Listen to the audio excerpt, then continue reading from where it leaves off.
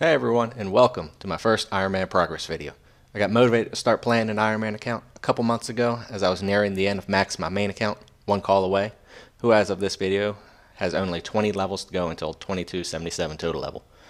And eventually he'll get his own series after post-maxing, but he's not the star of this one. So without further ado, let me introduce you to my Ironman, one call by the way.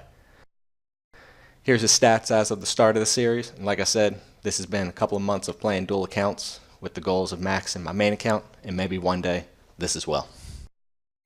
So far I've loved playing an Ironman, and being an Ironman has forced me to play in ways that I would have never bothered in my main, some of which are more enjoyable and some not so enjoyable. Here's my current gear, and I'm wanting to get back in the Training Slayer now, but want to grab a few upgrades prior to starting it. Those will be a fire cape, fighter torso, and tank legs from Barrows. But enough of me standing around talking. It's time for me to get on with the show.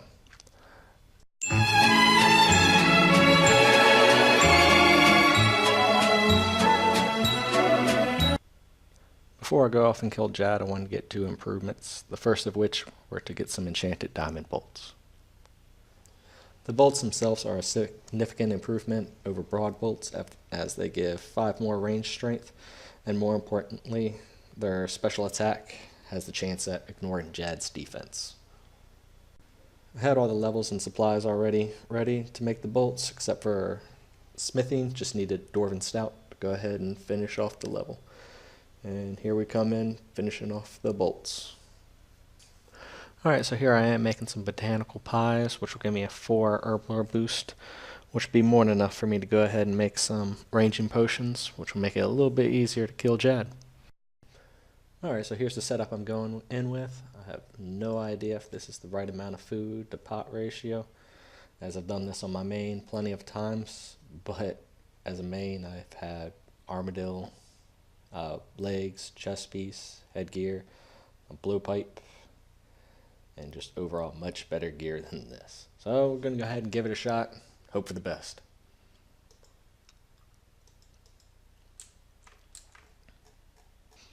I didn't realize it, but here we come with a hard task for the Karamaja diary for just killing one of these cat Zeks. Unfortunately, here I am outside. Did not get the fire cape. I screwed up on a few prayer flicks and got destroyed time after time every time I messed with it. I realized I did not bring enough prayer potions. I could not camp on prayer, and I am not good at prayer flicking.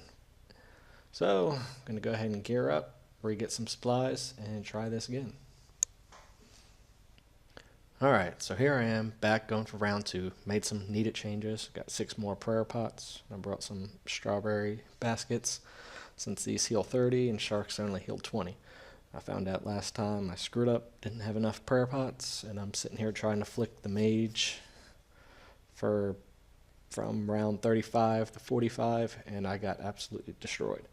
It's been about 6 months since I've done some actual PVMing, and trying to do it here in the fight caves just did not work out for me with this gear. And I did make a couple other upgrades. Got diamond bolts for the whole fight instead of trying to swap out between diamond bolts and broad bolts. And I went and made one other upgrade with the green dragonhide shield. I didn't realize that this was actually a thing I could make. Throughout all my years of playing RuneScape, I have never once owned any sort of dragonhide shield. So, I'm going to go ahead and give this a shot since it gives a few extra range attack and some more defense. But, here we go. Here we go. Any shot here coming in with 77 range. And there's the level. Alright, so here I am, wave 62, and I did not manage my supplies. I'm going to make it to Jad, but it looks like I am going to run out of prayer once I get there. So this is definitely going to be an interesting fight once I make it. But here goes nothing.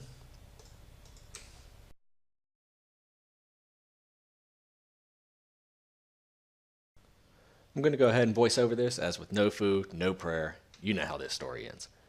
I did pretty well prayer flicking until the healers came out. I aggroed them, however, with no ability to heal.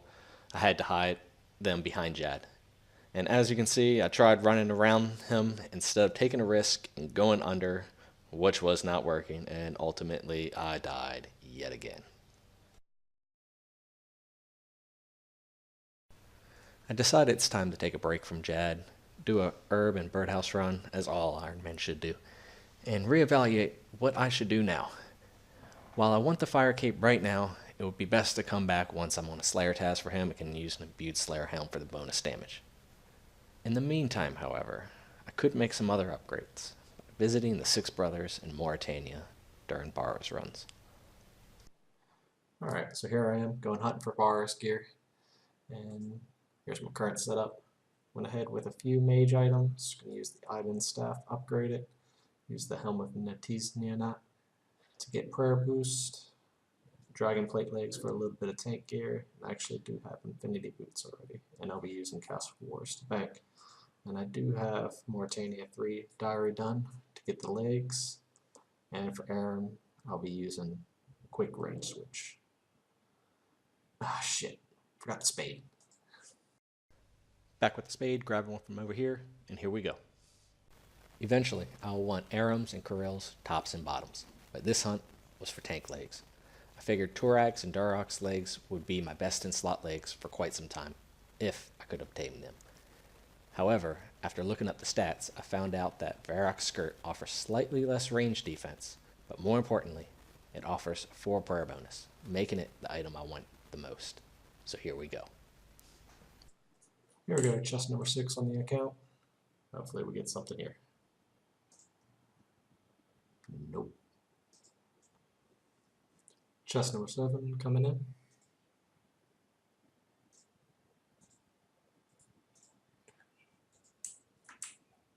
Chest number 8 incoming. Nope.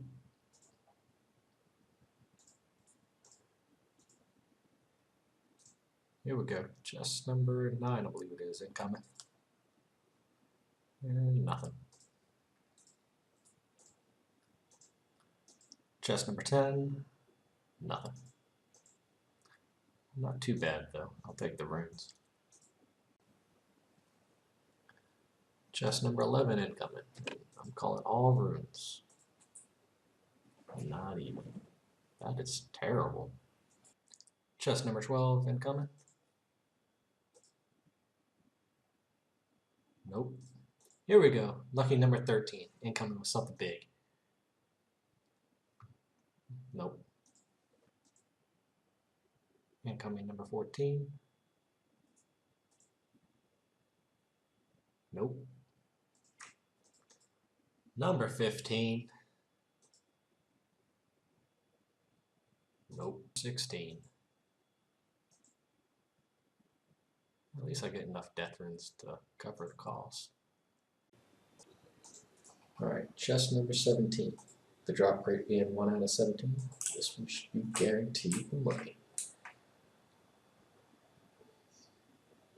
Once I get through Derek. Any second now. Here we go. Any second. Here we go. This is the one. Shit. 18. Number 19, forgot to get the clip of the chest, but as you see, you didn't miss shit. Here we go. Number 20. Nope. There it is, folks. Exactly what I expected. Just a bunch of it. Actually has a decent value this time. I didn't have the audio on for the next few clips, as it was the first thing in the morning. 22 was empty. 23, I forgot to clip the chest, but nothing missed. 24, empty as well. However, in chest number 25, our luck changed, and the RNG gods bestowed upon us the Varroc's chain skirt, the exact item I was looking for. And of course, you have to go for the back-to-back. Chest number 26 came up empty.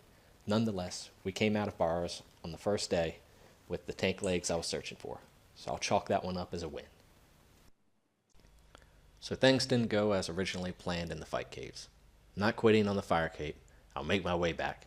However, the luck of the Ironman did strike, and I landed the Verox plate skirt, the exact item I wanted. So here's the value of the runes from 21 chests. Doesn't mean much to an Ironman, but maybe it does to you. And if you stuck around to the end of the video, thank you very much. If you have any feedback, feel free to drop it in the comments, and I'll see you again next video.